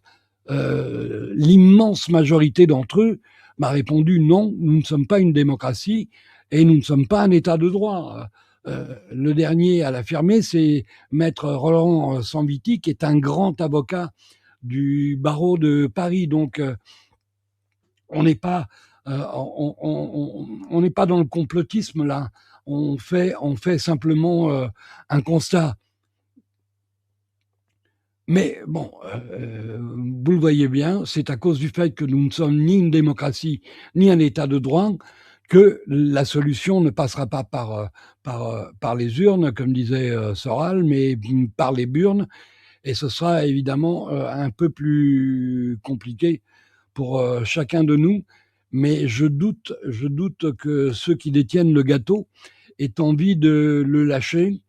Et je pense que ils vont tout faire pour, s'ils sont obligés de partir, ils vont tout faire pour semer le chaos avant. Et malheureusement, notre classe politique est largement corrompue. Franchement, si vous trouvez un député ou un homme politique honnête, présentez-le parce que on lui décernera une médaille. C'est trop rare pour que ça passe inaperçu. Malheureusement, nous sommes gouvernés par des gens de la pire espèce, et c'est parce que nous sommes gouvernés par des gens de la pire espèce que nous tous, collectivement, sommes devenus des spectateurs passifs de l'horreur et du mal. On essaye d'effacer notre dimension spirituelle. On considère presque que les croyants sont des dangereux terroristes. Il n'y a qu'une seule religion qui a le droit d'être radical. Vous le savez, les autres, malheureusement, n'ont pas ce privilège d'avoir été sélectionnés par Dieu. Mais le résultat de ça, c'est quand même une immense injustice, parce que le peuple qui se revendique de Dieu est quand même celui qui défie Dieu directement, en usurpant non seulement son nom, en ayant fait de lui un agent immobilier, et en ayant fait de la Torah un cadastre falsifié pour s'approprier de la terre d'autrui. Et il faudrait que nous disions bien, oui monsieur, vous avez raison, vous êtes le peuple élu. Donc, comme disait Smotrich, le droit international ne s'applique pas à nous. Pourquoi ? Parce que nous sommes le peuple élu. Un autre événement important a eu lieu cette semaine. François Burgat, un homme pour qui j'ai la plus haute considération, a été condamné en deuxième instance, en appel. Et il va vous expliquer pourquoi. Sur Mizzen TV pour un react à chaud avec François Burgat après la condamnation de la cour d'appel d'Aix-en-Provence ce mercredi. François Burgat a été reconnu coupable, je cite, d'apologie du terrorisme, et a été condamné donc en appel à 5 000 € d'amende pour des publications en ligne en janvier 2024 concernant le Hamas. Il y a un an, donc dans cette même affaire, François Burgat, qui, je le rappelle, est un des grands spécialistes de l'islam, ancien directeur de recherche au CNRS, l'auteur de nombreux ouvrages, comprendre l'islamisme au Maghreb, l'islamisme en face, comprendre l'islam politique. Voilà, il y a énormément d'ouvrages. Donc François Burgat l'année dernière avait été relaxé en première instance, et donc cette année, enfin mercredi dernier, c'est une condamnation qui a été décidée en appel. Bonjour François, bienvenue sur Mizzen TV. Bonjour, merci de m'accueillir. Alors tout simplement, je vais vous donner la parole pour avoir votre réaction quand cette sentence est tombée, quand cette décision de justice est tombée, cette décision judiciaire plutôt est tombée. Quelle a été votre réaction? Est-ce que vous y attendiez? Est-ce que vous vous y étiez préparé, ou est-ce que vous pensiez comme en première instance, que finalement la justice saurait faire preuve de discernement dans cette affaire et aurait rendu un autre verdict? Bon, d'abord, permettez-moi de préciser le montant exact de la condamnation que j'ai subie. C'est 5 000 € d'amende, mais c'est également 4 000 € de frais de justice et de dommages et intérêts à chacune des petites officines sionistes qui constituaient autant de parties civiles. Et c'est-à-dire que j'ai été condamné à 17 000 €. Au total, ça fait 17 000 €. Au total. Est-ce que je m'y attendais? Écoutez, je vais employer un subterfuge. Lors de la première audience, je ne savais pas si j'allais être relaxé. Donc, j'avais préparé l'expression de mon état d'esprit au cas où je serais condamné. Et ce que j'avais préparé à l'époque est malheureusement complètement d'actualité face à ce revirement de la justice. Alors, ça va peut-être me valoir une nouvelle inculpation d'insulte à magistrat, mais j'assume.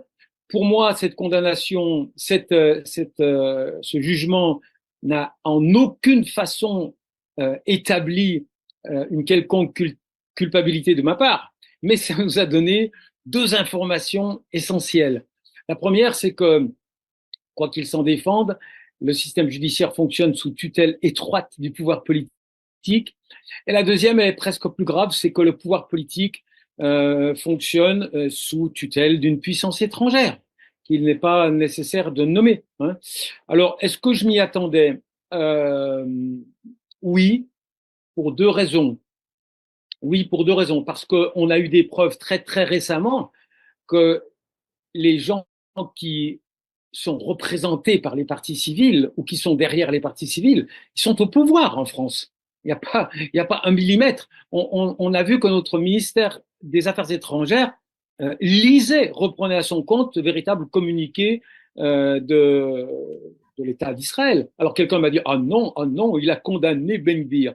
Et moi je m'empresse de répondre mais Netanyahou aussi a condamné Ben Gvir, parce que ça c'est une grosse manœuvre de dire oh dans l'ensemble sain de l'État d'Israël, oh il y a une branche morte. C'est un vilain petit ministre et le condamner c'est avoir l'abominable prétention de dire ou du point de vue français de reconnaître que ce que fait Ben Gvir n'a rien à voir avec ce que fait Israël, alors qu'au contraire, il y a une identification totale entre, disons que le capital symbolique des Israéliens était tout entier produit par ce registre victimaire. On a souffert, donc voilà. Et on est en train d'apercevoir, et tout le monde est en train de s'apercevoir, et le monde entier est en train de s'apercevoir que sous ce registre victimaire, il y avait en fait un registre suprémaciste.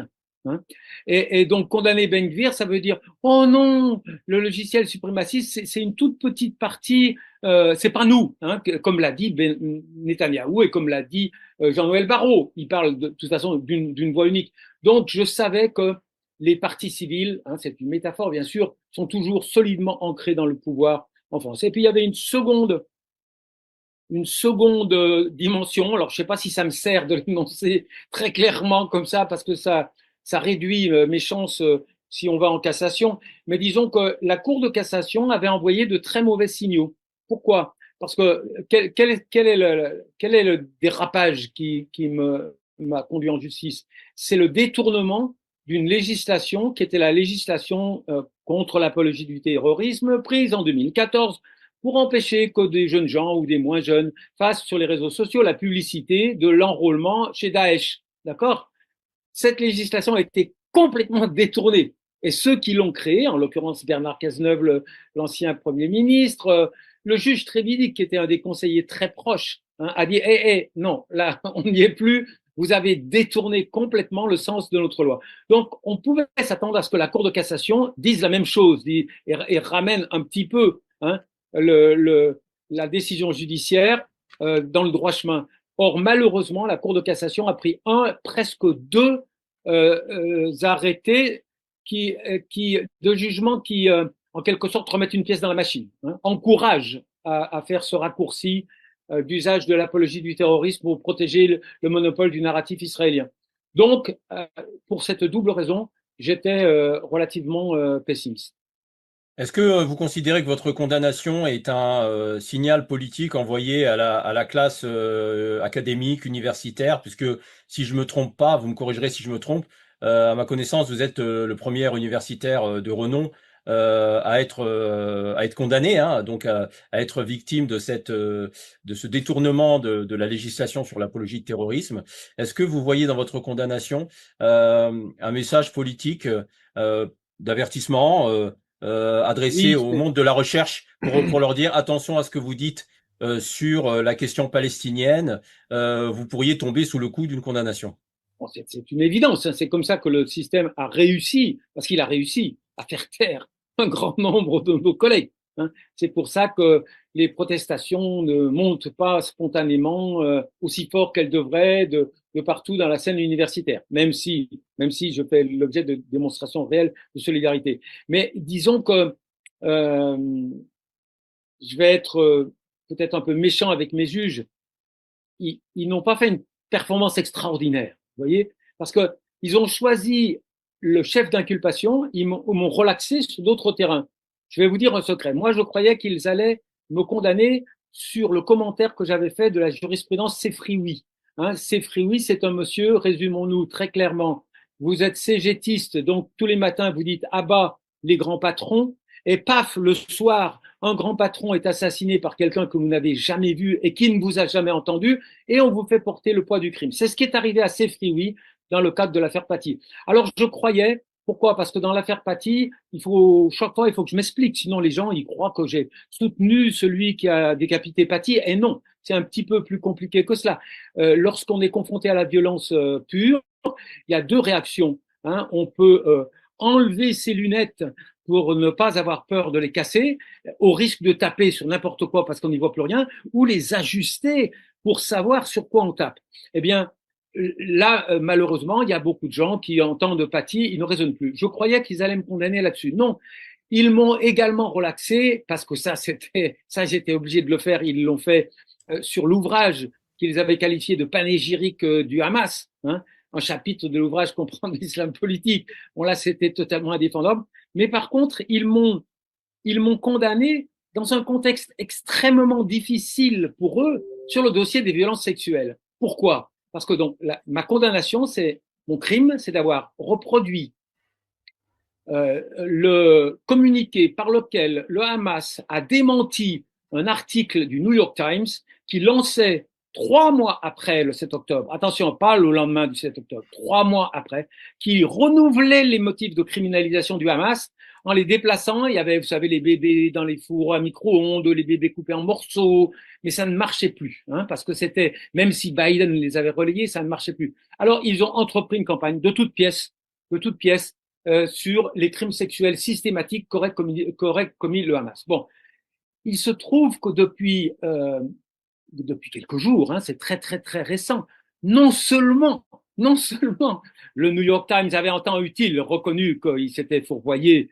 et il n'a jamais pu, et jamais personne n'a pu. Je vous rappelle quand même quelques échantillons de ces accusations. Il coupait les seins des femmes et il jouait au football avec, n'est-ce pas? Et tout cela a été dit, répété, etc., etc. Bon, le New York Times non seulement a reconnu qu'il s'était laissé induire en erreur, mais il a lui-même lancé une campagne accusant Israël d'usage systématique des tortures sexuelles en milieu pénitentiaire. Et l'ONU, alors ça c'est la cerise sur le gâteau, depuis 48 heures ou 24 heures même, l'ONU a mis Israël sur la liste noire des pays qui utilisent l'arme sexuelle dans les zones de conflit. Donc, qu'ils aient je ne sais pas si le mot est le culot ou l'imprudence dans ce contexte-là, alors que la charge de la preuve est en train de s'inverser complètement, alors qu'on sait que les violeurs, ce sont les Israéliens, bien plus que les gens du Hamas ou les Palestiniens, je trouve qu'ils ne font pas une performance exceptionnelle. Qu'ils ont cédé à des pressions, c'est une évidence. Tenez, votre émission sera marquée par un grand scoop. Je vais vous donner un très grand scoop. Je me suis tellement informé sur cette question des crimes sexuels que d'une part, ça, j'insiste, j'ai fait traduire en français l'enquête faite par le think tank américain qui s'appelle Grey Zone et qui est dirigé par un antisémite notoire qui s'appelle Max Blumenthal. Hein, suivez mon regard. Bon, je conjure vos auditeurs de retrouver cette vidéo Grey Zone, Max Blumenthal. Il y a une version française et c'est absolument terrifiant parce que Max que je connais un petit peu, a enquêté en milieu israélien, il a remonté toute la filière de la fabrication des fake news, d'accord? Bon, avant ma seconde instance, mais après la première instance, je me suis donné les moyens, voilà votre scoop qui arrive, de m'entretenir avec l'auteur du communiqué de démenti.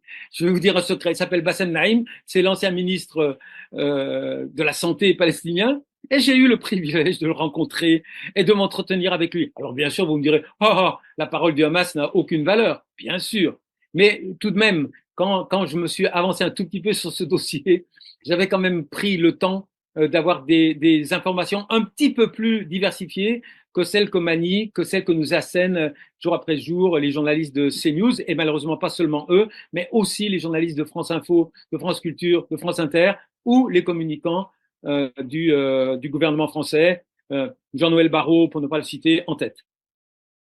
Alors vous disiez que voilà, vous vous sentiez un peu seul au niveau du soutien académique.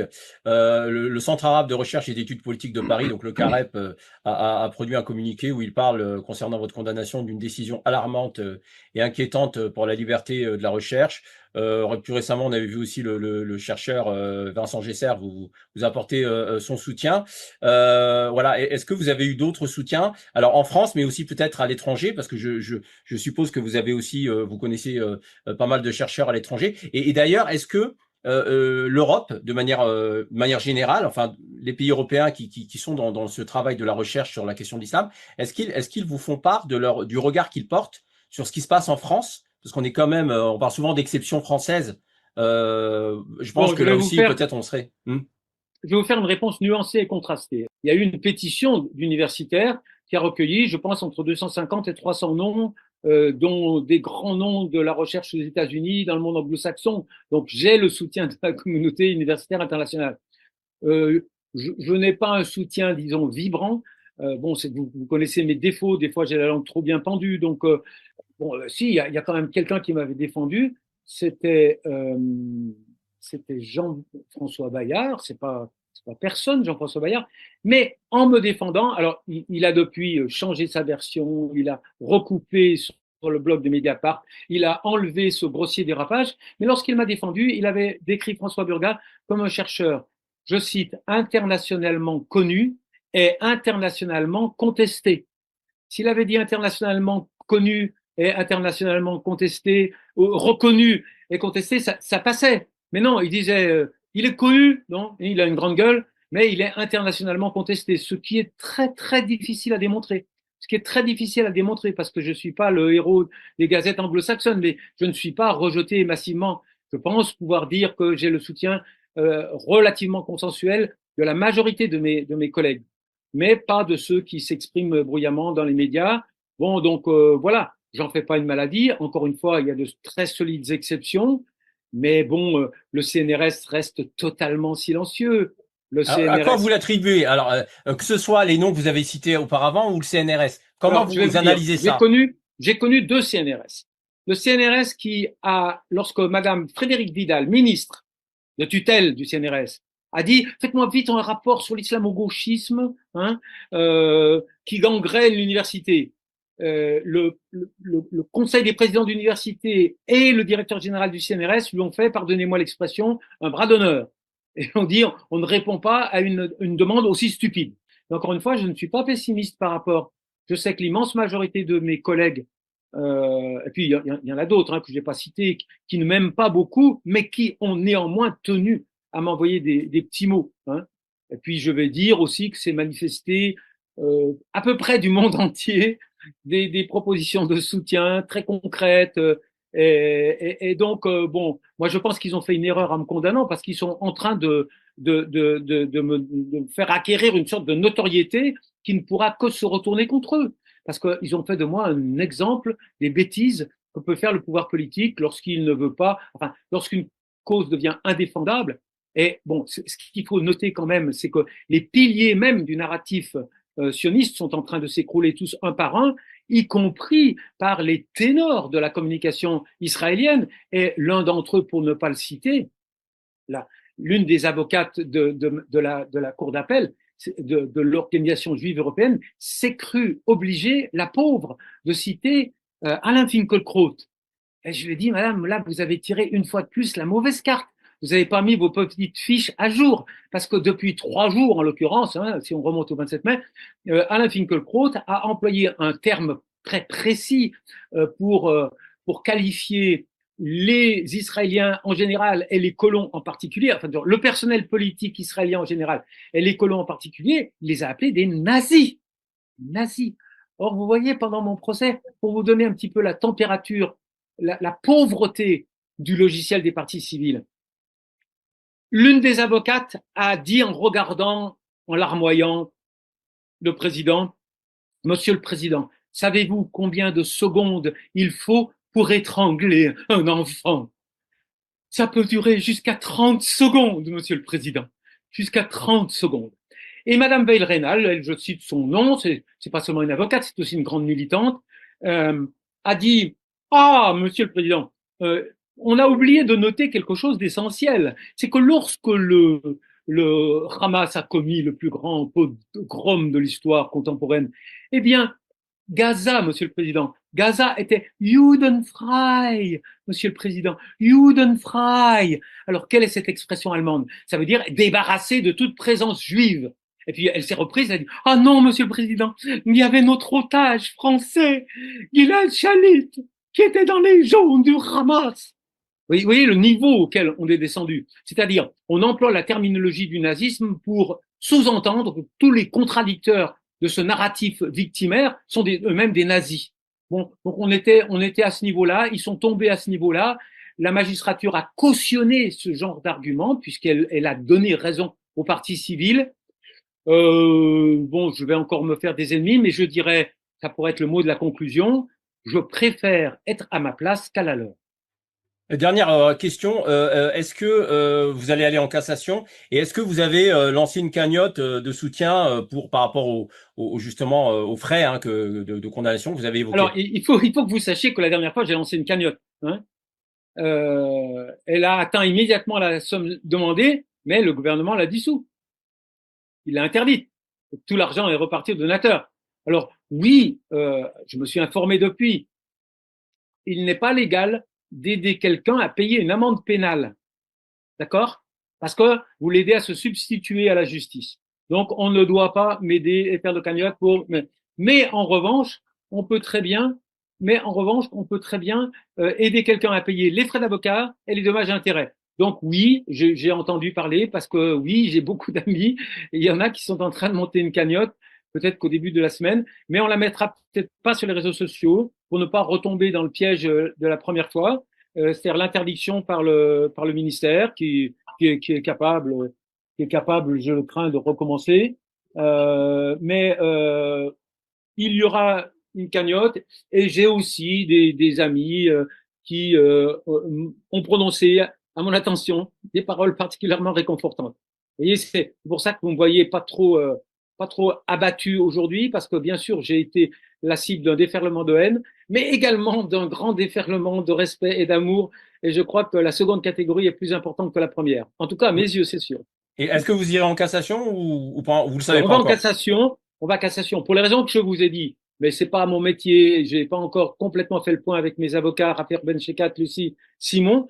Mais on va aller en cassation sans grand espoir de voir la Cour de cassation contredire les propres arrêts qu'elle a pris qui accéléraient le détournement de la législation sur l'antiterrorisme. Mais on y va pour avoir le droit d'accéder à la Cour européenne des droits de l'homme. C'est une condition. Il faut avoir épuisé tous les moyens de recours. Donc, assez vraisemblablement, mais cette décision n'est pas prise. Oui, je vais continuer à employer une partie de mon temps, non pas à faire de la natation ou du parapente, non pas à militer pour la Palestine, ça je continuerai dans tous les cas à le faire, mais à m'occuper de ces vilaines anicroches que me font peser les partis civils. Encore une fois, les partis civils, c'est Avocats sans frontières, faut le citer aussi. Il y a 2 avocats sans frontières, un vrai et un faux. C'est évidemment le faux qui est partie civile. Il y a l'Organisation juive européenne et il y a l'ineffable LICRA qui est prête à absolument tous les compromis et toutes les compromissions dans ce domaine. Merci François Burgat, donc ce sera le mot de la fin. On remercie tous nos auditeurs pour leur fidélité. On va suivre avec beaucoup d'attention et d'intérêt évidemment les développements de votre affaire François Burgat. Et quant à moi, je vous dis à très bientôt pour un prochain entretien sur cette chaîne. Merci Mizan. Et François Burgat, à qui on exprime de nouveau notre respect et notre solidarité. Mais c'est un cas emblématique, encore un. On constate que les organisations communautaires sont en état d'alerte rouge, parce que l'ami, comment il s'appelle, Arthur, parle d'une orgie d'antisémitisme. C'est à croire que nos compatriotes juifs subissent les pires des pogroms chaque jour que Dieu fait dans notre pays.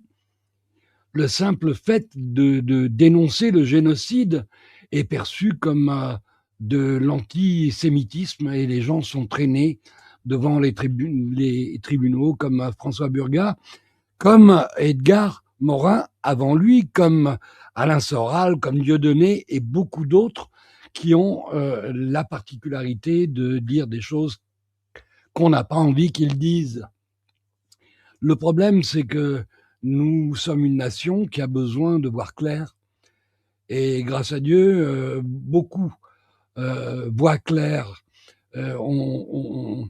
On sait maintenant que Voltaire avait raison quand il disait pour voir qui vous contrôle vraiment, regardez vers ceux que vous ne pouvez pas critiquer.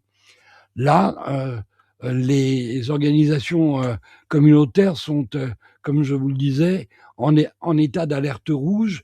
On a de véritables officines de délation organisées pour faire taire ou réduire au silence toute personne qui s'opposerait au narratif officiel. Et c'est pour ça que je considère qu'on ne peut pas rester passif, qu'on ne peut pas... si on ne dit rien, on consent. Si on ne s'élève pas contre cette forme de traitement des êtres humains où finalement le simple fait de dénoncer un génocide fait de vous un antisémite ou un soutien au terrorisme, c'est quand même pas acceptable. D'autant que François Burga n'est pas le seul à le dire. Il y a ce médecin qui revient de la flottille, avec la flottille pour Gaza, que je veux vous faire entendre. Et après 2 courtes séquences, et on se quitte parce qu'on est presque à 2 heures d'émission. Was people who care about suffering of other people being treated like criminals for that. We were treated like the worst possible criminals. My own president of the United States, I think, released a statement saying that this flotilla is a terrorist operation. Unbelievable. Anybody that's with us knows that is a bold lie.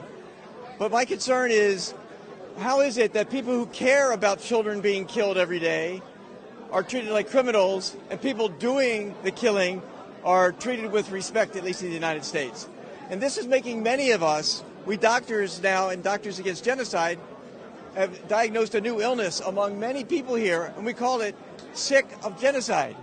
Literally, we have physical and mental symptoms from watching a live stream genocide for years now, and we have to act and do something about it. Mais oui, c'est pas cesser de parler du génocide, c'est cesser de le commettre pour qu'on n'ait plus besoin d'en parler.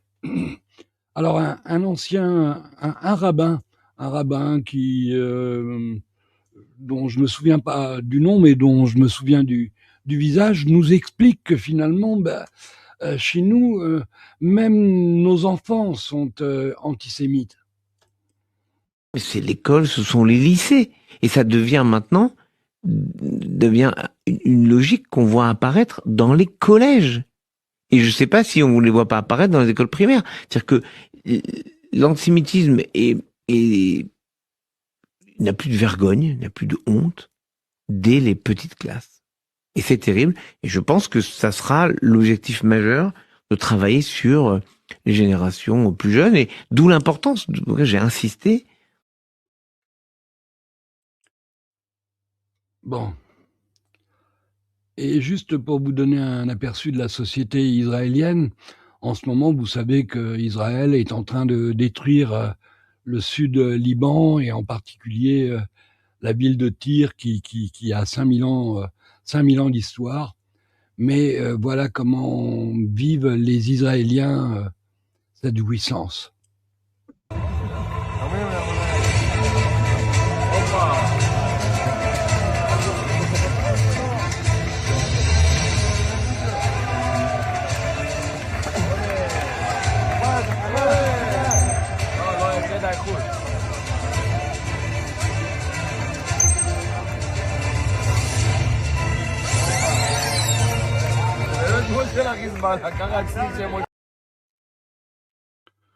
Bon, des gens qui se réunissent, qui se mettent devant un écran pour assister à la destruction d'un pays, de villages, destruction de vie, et qui y prennent plaisir. Je trouve ça inquiétant quant à leur santé mentale, mais ma consoeur Abby Martin l'avait dit quand elle est rentrée de Palestine. Elle a dit c'est toute la société israélienne qui est malade, parce que des gens qui sont élevés dans le suprémacisme, donc dans la haine de tout ce qui est différent d'eux, ne peut produire que ce type de société-là, une société où On applaudit les violeurs, ceux qui violent les prisonniers, les prisonnières, les enfants palestiniens dans les centres de torture. Nous ne pouvons pas accepter ça. Et c'est pour ça que j'ai intitulé cette émission « Rester neutre face à l'injustice, c'est choisir le camp de l'oppresseur ».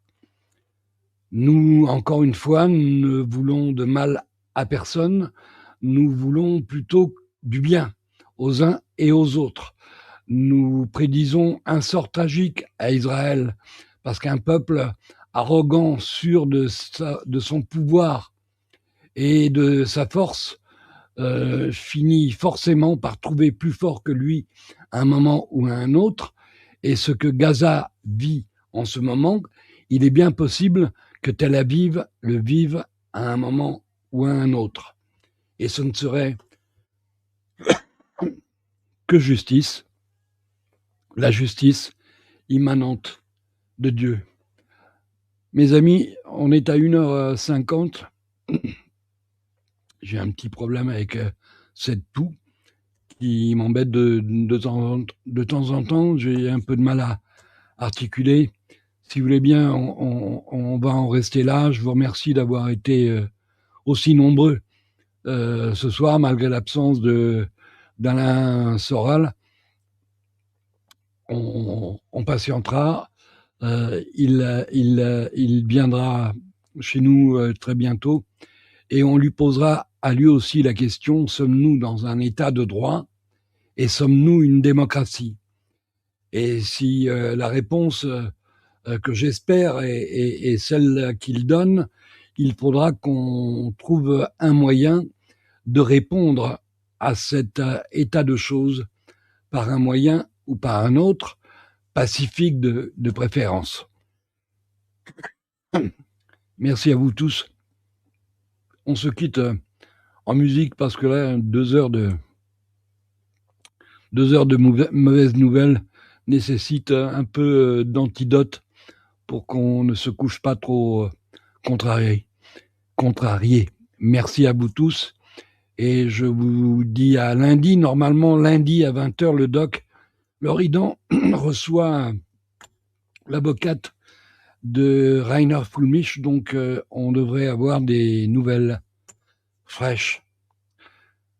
En attendant, je vous salue tous et je vous souhaite un bon week-end.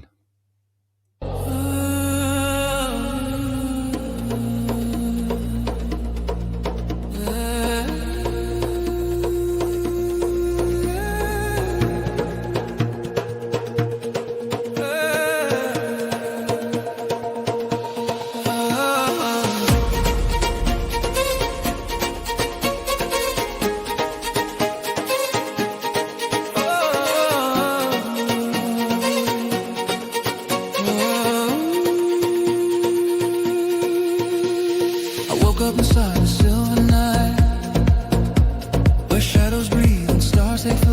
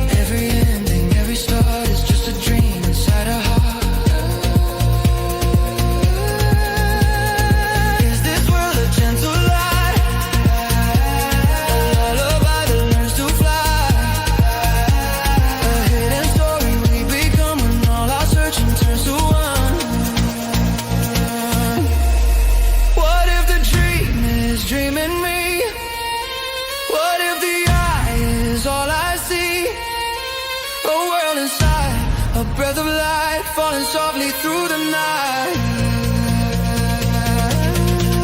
Am I the waves or am I the sea? The silent truth inside the key.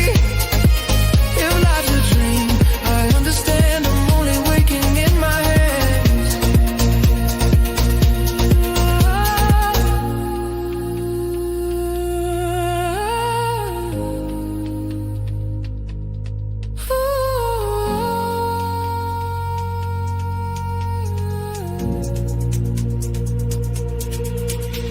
Through every vision, every sight, I lose the edges of my mind.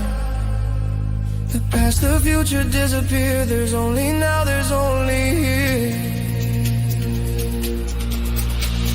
I am the dreamer and the dream, flowing river and the stream.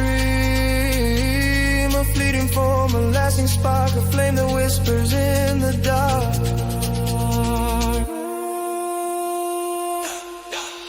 Now I know the dream is me, the open eye that longs to see the universe inside my chest, a sacred rhythm without rest.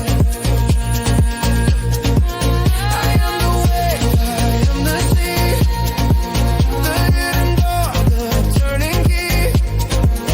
If life's a dream, then let it be. I'm finally waking into me.